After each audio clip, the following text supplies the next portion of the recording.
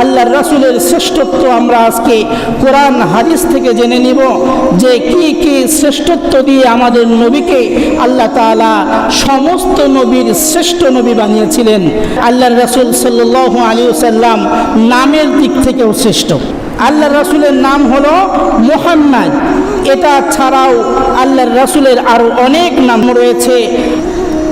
শামাইলে তিরমিজি শরীফের 366 নম্বর হাদিসে আল্লাহর রাসূল বলেন, মুহাম্মদ ইবনে জুবাইর মুতঈমিন আন আবিহি ক্বালা রাসূলুল্লাহ সাল্লাল্লাহু আলাইহি ওয়াসাল্লাম ইন্না লি আসমাআন আনা মুহাম্মদ ওয়া আনা আহমদ ওয়া আনা আল মাহি আল্লাযী ইয়ামহু আল্লাহু লিল কুফর ওয়া আনা আল হাশিরু আল্লাযী ইয়াহশারু الناس على قدمي وأنا العاقب الذي ليس بعده نبيا।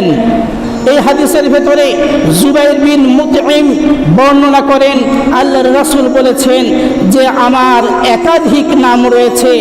আমার নাম মুহাম্মদ, আহমদ, মাহি, যার অর্থ হলো ধ্বংস।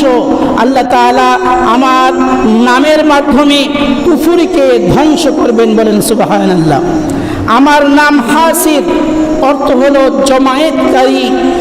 লোকদের একত্রিত করার আগে কিয়ামতের দিন যখন মানুষদেরকে একসাথে জমায়েত করবেন তখন আল্লাহর রাসূল বলেন আমাকেই সর্বপ্রথম উঠানো হবে, বলেন সুবহানাল্লাহ।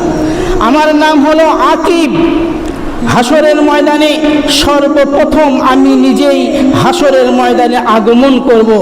এই হাদিস থেকে জানা যায় আল্লাহর রাসূল সাল্লাল্লাহু আলাইহি ওয়াসাল্লাম নামের দিক থেকেও শ্রেষ্ঠ।